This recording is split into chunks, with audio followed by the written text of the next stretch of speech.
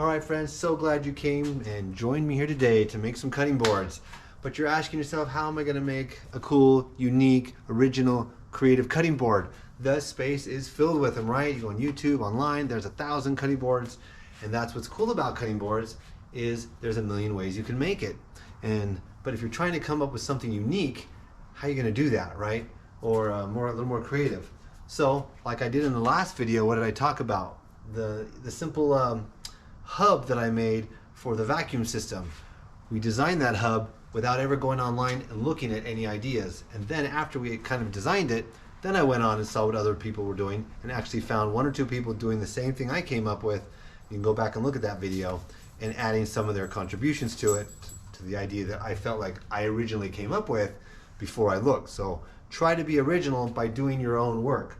So step one is on this cutting board, we're going to do a solid wood cutting board.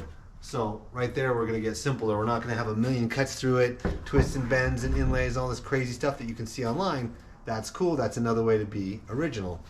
But I have these two pieces. So how can we put a cutting board on there that looks cool and original, right? So get a paper out. Don't go online and look, and draw pictures of cutting board outlines, shapes that you think would be cool, right? That you would like, that would be unique and original. Do the mental work first. Get all those down, and then kind of narrow in on the ones you like the best. They're gonna fit the cut of your wood, the shape of it. Then go online and start flipping through a million cutting boards, and oh, I like this one, I like that one, and see if other people are doing the same thing. How did they contribute? Did they do bio-design maybe, or more rounded and curvilinear? Did they round off the corners where yours were very square, yours more geodesign, geometric, okay? And which one do you like best there? So then do some research and compare and contrast and add and make the changes. But do that work, mental work first yourself. Okay, so I've done some of that already. We're gonna look at these boards and draw my design on there, and let's get going.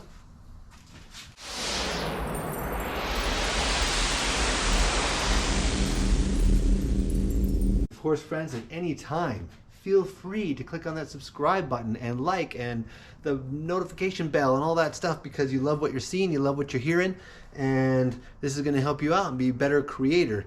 So let's get started. This board is cool because it's got this knot in it. I was thinking, how great for this to be the handle, right? I can cut out the hole here and have this nice long line, you know, coming up and around. So it flows with that up and over this knot, and do that same knife thing. Put your knife. This line could come right across. That's curving away, so I do need to cut in here. All the way out here. Pretty nice long and big one. Let's see, curve that, come up, curve that. So two similar butcher block knife, a big handle there, cutting boards. All right, let's run these through the planer and get them flatter. Probably cut this off, that'll help.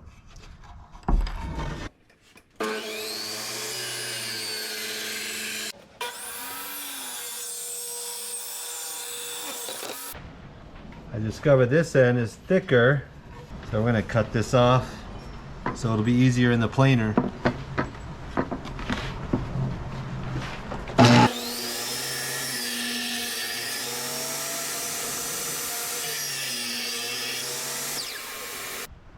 Alright, so we got these cut down, and that'll be the one knife, and this is the other one that's been planed before but then warped. Alright, we got the other one, the two cutting boards. Here's our scrap piece, looks pretty nice. We can use that for a different kind of cutting board, strips that we might do later. Now if you're concerned about how warped your board is, because look, it's quite a bit. I mean, I could put my whole finger underneath this one side when I push down on this corner. If you're worried about that, you can take a look about how much you're going to have to cut off here. You can see I did a line here. I was looking at this. I just put my ruler across from corner to corner, and there's the bow going out. You can go ahead and score a line. You can see you're going to have to plane that much off. Maybe slightly less, because I'm low right there. Then do the same thing on the bottom where the ends are the problem. Oops, it turned on me. So a little bit down here, a good arc down there, and then you could say, is this going to be enough for me, right? And I think we're going to be fine. We're still just shy of an inch. Of course, I'm going to round those corners so I don't need to go all the way. All right, we're going to be good. So let's plane this one, the other one, see where we are.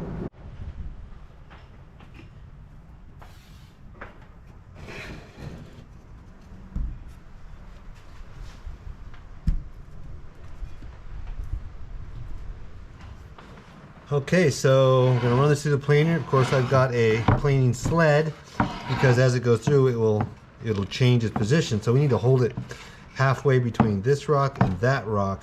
So make yourself a sled.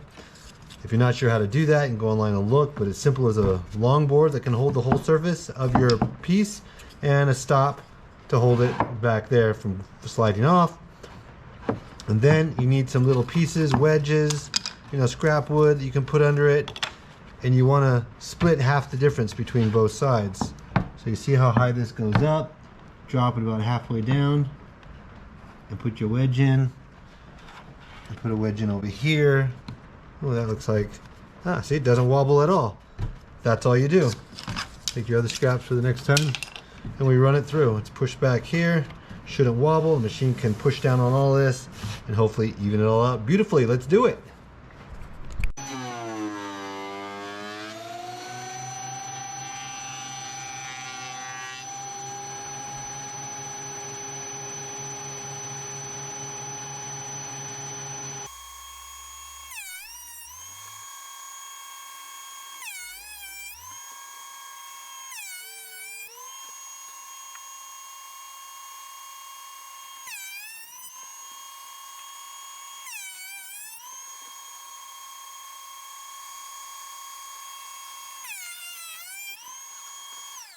All right, we got a totally flat surface there. Let's check it out.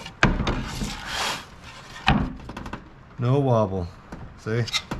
So now we got to do the same thing to this side. Whew, they're going to be thick enough, I think.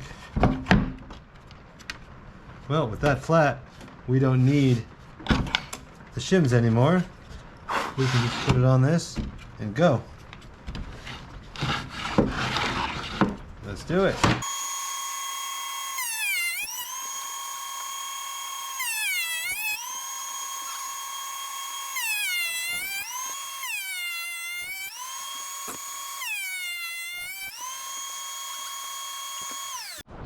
So it's quite funny. I made this whole vacuum system so I could just move between the machines, but I have to do have to change where the vacuum's gonna be sucking on my exchanger here. So I still had it on sander and I was on planer. I was like, where's all this dust coming from? Why? It's all a bunch of dust down there. It was shooting out here. No air going through the vacuum system here because I wasn't here. Yeah, so new shop habits to get used to. Make the switch. Yeah, I'm walking back and forth over this, back and forth, and don't even know that it's just spewing out all the chips. All right, time to clean it up.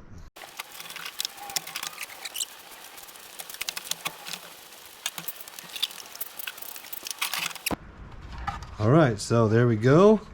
We're going to redraw them now, hopefully more accurate to their exact lines that we can jigsaw cut them out. So let's do that.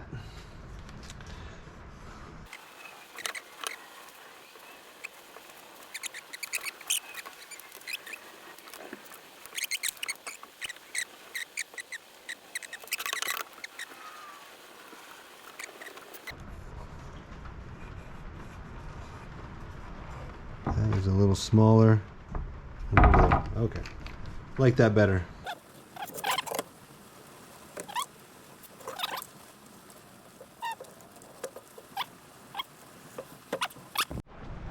Alright, when you don't have a bandsaw to cut this all out, you're going to have to use the jig. Here we go.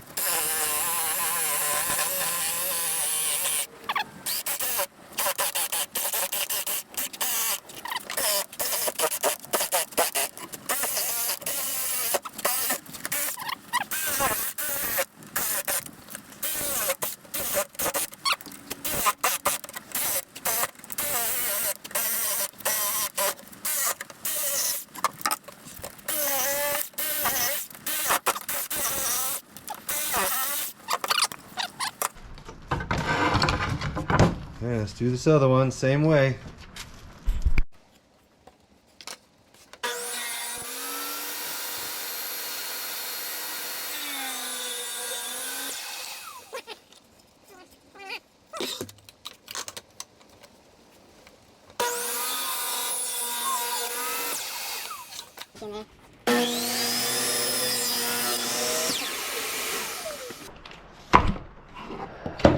There we are, our 2 blanks.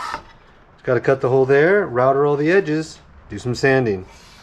Yeah, I'd like to cut off the end for that, but the router won't take for that. I think I will cut this off here on the sled, and a long one looks pretty good.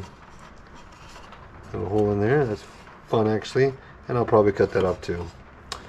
I need to round these corners on the end, and then I'm ready to router. Alright, cut 2 holes in here, good to go. I want to find the center.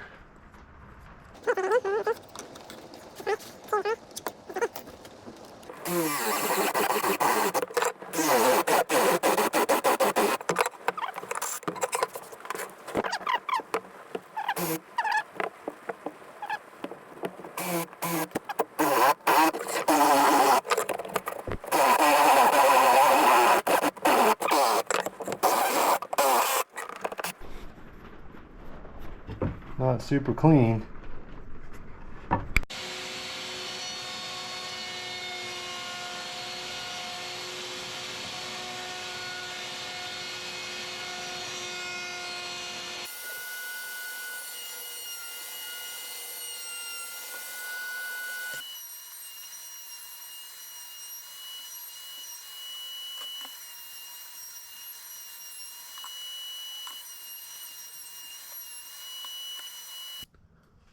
Okay, we need to clean up our edges. That was a rough one from the sawing there. Round these corners nicely, and then maybe router it again. Clean this up. Right, so to do that, I had ordered this little box here. 16-pack 2-inch sanding drum and sleeves. So it's got, you can put it on your drill or your drill press. Right, and give you a spindle sander type of effect. It's got 3 grits, 60, 80, and 120, I think, something like that. So I put the 120 on here. You simply, the first wrench I grabbed, a loose wrench I had, fit perfectly, and you just tighten that. It's reverse threaded, and it pinches it so it won't slide on the rubber inside. Right, 3 different sizes. So I don't have any tight corners to worry about. We're going to try this one on here first and hit this in here. I'd like to try it on my old drill press, so let's give that a try.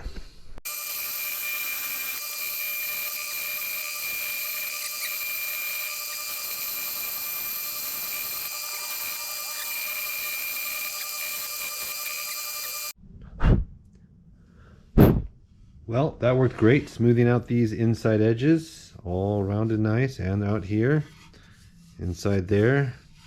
Ready for the orbital sander over there. I think this one had quite a hard problem right there. It's all perfect. Ready to router again. Now, the inside of these holes are pretty rough, so I'm going to use the other option they give you with this. So just to show you how you do that, just slide that on there. Put this on, reverse thread it.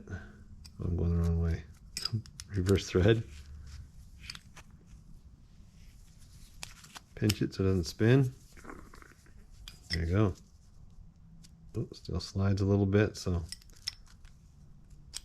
keep going.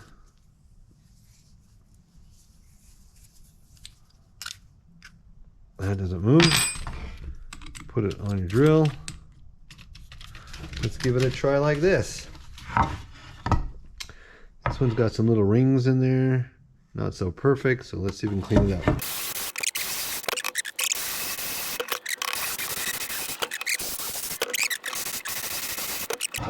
Looks great and smooth inside the little tight holes, and we can of course go even smaller with this small one, the medium one that I'm using here, the next bigger one, and the biggest one I use. So it comes with 4.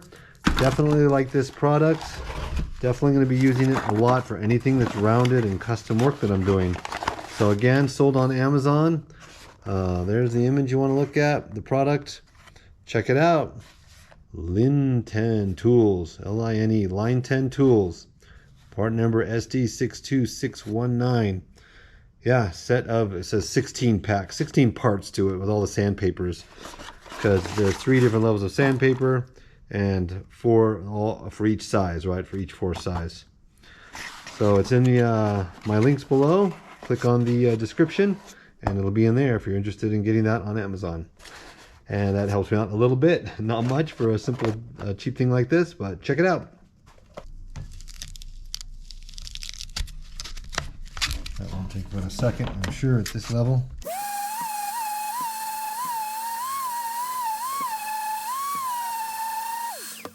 What was that, like 45 seconds? That's done.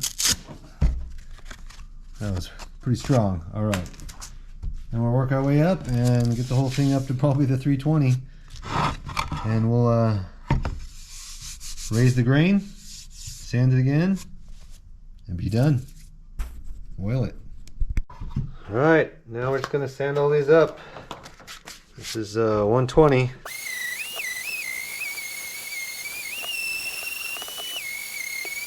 Now down to 180.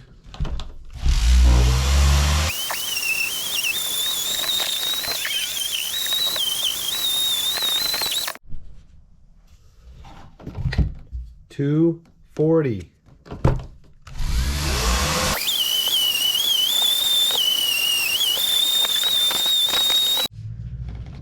$320.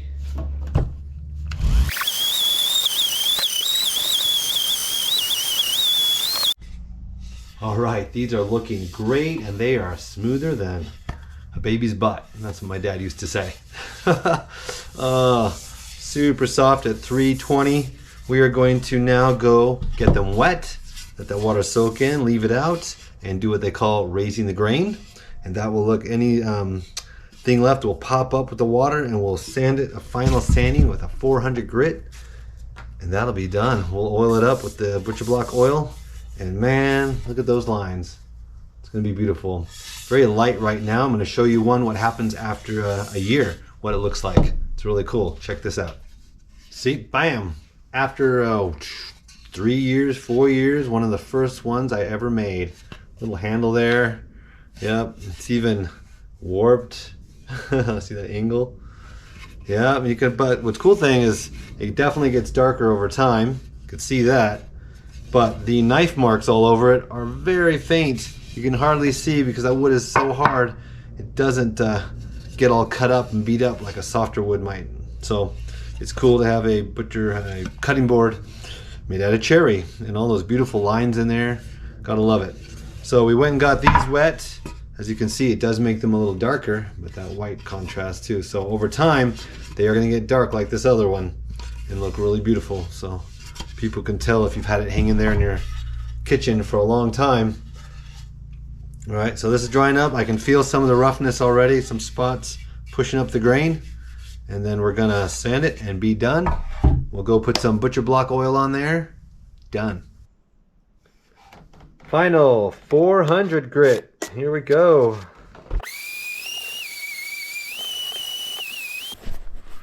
All right. I like to take my pointy air compressor and blow all the dust off of it before I put on the cutting board oil. Just basic stuff. We'll let it soak for a couple days and put some more on and be done.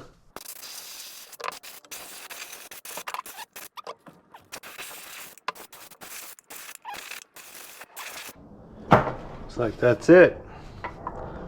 Now the fun part, let's put some oil on here and see how it looks. All right, let's get this cutting board oil on here.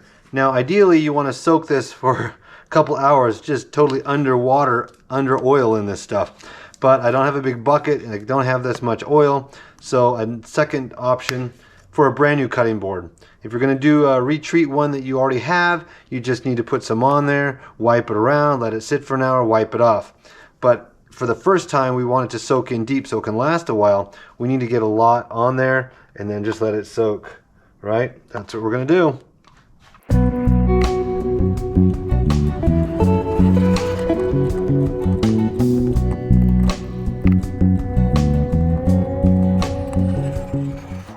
Ta-da! So that's what you want to do, and just let it soak there for a couple hours, and then we'll come wipe it off, and it'll be nice and deep into the grain, and won't have to be redone for quite a while.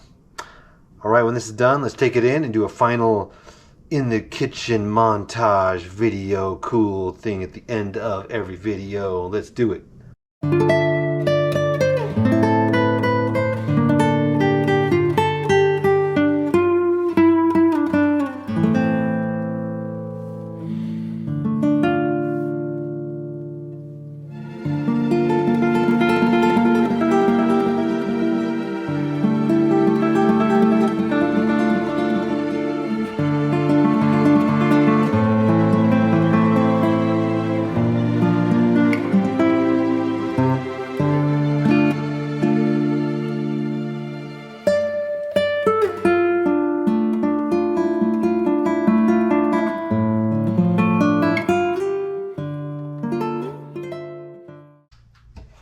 Okay, folks, so if you made it to the end, I want to share another, I think, powerful piece of knowledge to pass on to you after 20 years of ceramics and, teaching it for 15 years, and how to take some things from that craft and apply it to your craft and what I'm doing here. So I just want to share with you a concept I picked up from a Korean master doing ceramics. He'd be doing 100 bowls, they're cranking them out, and then all of a sudden, he would it wouldn't work, and he'd make something else, and then put that aside and go back to making all his bowls. And then he was explaining to the person doing the videoing, or to the camera, to us, is saying, well, sometimes, you run across a piece of clay that doesn't want to be a bowl. It doesn't want to be what you're doing. It wants to be something else. And a good artist will pick up on that and not fight it, not force it, but let it be what it wants to be. And I was like, that's interesting, okay. But then I get on the wheel and I work on ceramics, and I was realizing, sometimes, why do sometimes you struggle so hard to make what you're trying to make? And other times, hey, it just came out perfect. And I started playing with that idea. And it turned out for me to be hold fairly true, that if I stopped fighting it and just said, okay, what does this want to be? Oh, it wants to be a mug. Look at that. And it comes out a perfect mug instead of an imperfect bowl that I'd end up probably scrapping. That took me to a whole new level in my ceramic work. And I think applying that to across the board to anybody who's working with a medium, such as wood, can take their craft to the next level. So like, here is me saying, I'm making cutting board, and this is what you're gonna be. And here's the wood saying, I don't wanna be a cutting board, right? The curve, but warping over time and drying. But, right, and here's me working with the wood saying, well, what do you wanna be? A long board, let's go long, and the handle doesn't need to be in the middle. There's a cool knot up here. Let's work in the top half up here in these curved lines that are gonna come and tie this whole handle and body together. Much more interesting, much more organic. It takes you a little more in the, Van Gogh, or what I think of, Impressionist style type of stuff. Less cookie cutter, ka-chunk, ka-chunk cutouts. So think about that. Think how that might apply to your medium or wood shop, if that's why you're watching this, and how you can work with the wood, not against it, and looking at it and analyzing it and thinking, what does this piece really want to be, rather than what do I want to make with this piece of wood. So think about that, food for thought, and see where it takes you. That's it for this week's edition of Jason's Design Shop. I hope that helped, and have a great week. See y'all later, guys. Don't forget to click that subscribe button. Laters.